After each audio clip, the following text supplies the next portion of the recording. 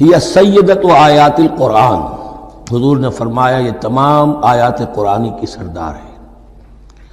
جس طریقے سے آیہ بر اور سورۃ العصر میں ایک نسبت ہے کہ ہدایت اور نجات کی شرائط ساری کی ساری ایک چھوٹی سی صورت میں اللہ نے جمع کر دی، والعصر ان الانسان لفی خسر الا الذین آمنوا وعملوا الصالحات وتواصوا بالحق وتواصوا بالصبر، لیکن اس کی تفصیل ایک آیت میں آئی، وہ آیت البر ہے۔ چنانچہ جو منتخب نصاب ہم نے مرتب کیا ہے دعوت قرآن کے لیے، میں پہلا درس سورۃ العصر کا ہے اور دوسرا درس آیت البر کا ہے۔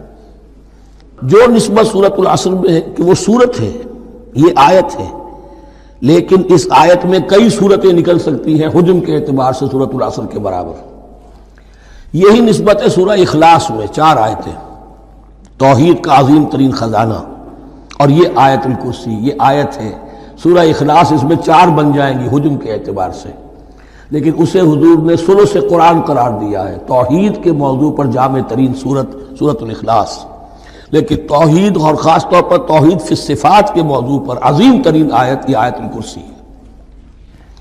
اللہ لا الہ الا ہو، اللہ وہ معبود برحق ہے جس کے سوا کوئی الہ نہیں، بڑا کیٹیگوریکل۔ الحی القیوم، وہ زندہ ہے از خود اور باخود، اس کی زندگی مستعار نہیں ہے۔ وہ جو کہا ہے کہ مانگ کے لائے تھے 4 دن، 2 آرزو میں کٹ گئے 2 انتظار میں، عمر دراز مانگ کے لائے تھے۔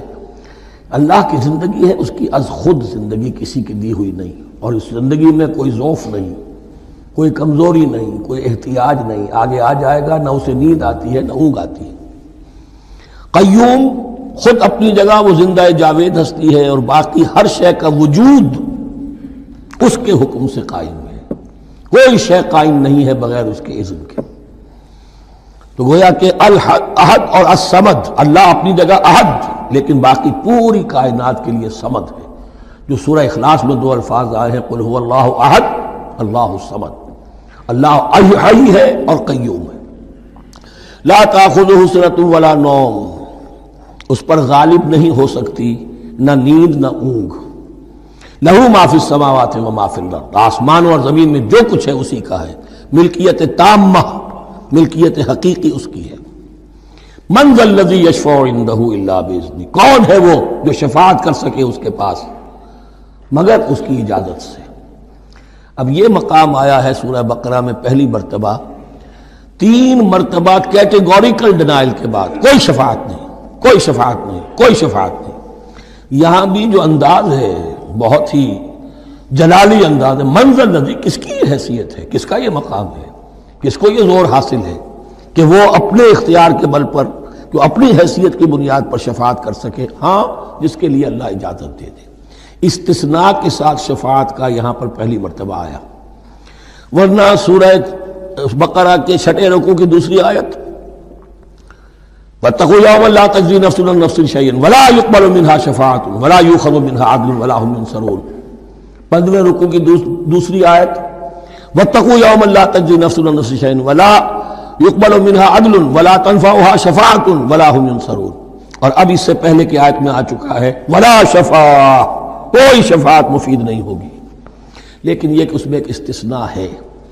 اب یہ ذرا باریک مسئلہ ہے کہ شفاعت حقہ کیا ہے، شفاعت باطلہ کیا ہے، تو دورہ ترجمہ قرآن میں اتنی تفاصیل کے ساتھ بحث نہیں کی جا سکتی، وہ ایک علیحدہ موضوع ہے۔ حال ہی میں نے اس پر اپنے درس ریکارڈ کرا دیے ہیں۔ یعلم ما بین ایدیہم وما خلفہم، وہ جانتا ہے جو کچھ ان کے سامنے اور جو اس کو پیچھے ہے۔ عام طور پر دنیا میں ہم سفارش کرتے ہیں تو کہتے ہیں کہ بھئی میں جانتا ہوں اس شخص کو بہتر، اصل میں جیسا کچھ یہ نظر آتا ہے ویسا نہیں ہے، یا جیسا کچھ فیکٹس آن دی فائل آ گئے ہیں وہ بڑے ہی ڈیسیونگ ہیں، اصل حقائق کچھ اور ہیں اس کیس کے، وہ میں آپ کو بتاتا ہوں۔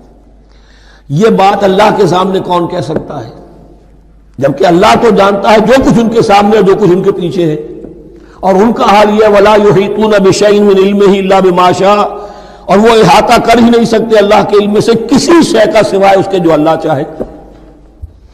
باقی ہر ایک کے پاس علم جو ہے اللہ کا عطائی علم ہے، دیا ہوا علم ہے، محدود علم ہے، بڑے سے بڑا رسول ہو، بڑے سے بڑا ولی ہو، بڑے سے بڑا فرشتہ ہو۔ لا علم لنا الا ما علمتنا، ہم پڑھائیں 4 رکوع میں، تو کون کہہ سکتا ہے؟ من ذا الذی یشفع عنده الا باذنہ یعلم ما بین ایدیہم وما خلفہم ولا یحیطون بشیء من علمہ الا بما شاء وسع کرسیہ السماوات والارض. اس کی کرسی تمام آسمانوں اور زمین کو محیط ہے. اب کرسی کے دو مفہوم یہاں ہو سکتے ہیں. ایک تو یہ کہ اس سے جو معنی مراد ہے یعنی اس کا اقتدار، اس کی قدرت، اس کا جبر، اس کا اختیار، یہ اتھارٹی پوری کائنات کو. ایک یہ بھی ہو سکتا ہے کہ اللہ تعالیٰ کے لیے ہم نہیں جان سکتے، یہ آیات متشابہات میں سے ہیں کہ کوئی شے بھی ہو واقعتاً جس کو ہم اسے کرسی کہہ سکیں. عرش، کرسی، ان سب کے بارے میں یہ دونوں باتیں ذہن میں رکھیے. یہ بھی ہو سکتا ہے کہ ان کی کوئی مجسم حقیقت ہو جو ہمارے ذہن سے، ہمارے تخیل سے ماورا ہے، اور یہ بھی ہو سکتا ہے اس سے استعارہ مراد ہو. اس کا اقتدار و اختیار آسمانوں اور زمین پر چھایا ہوا ہے.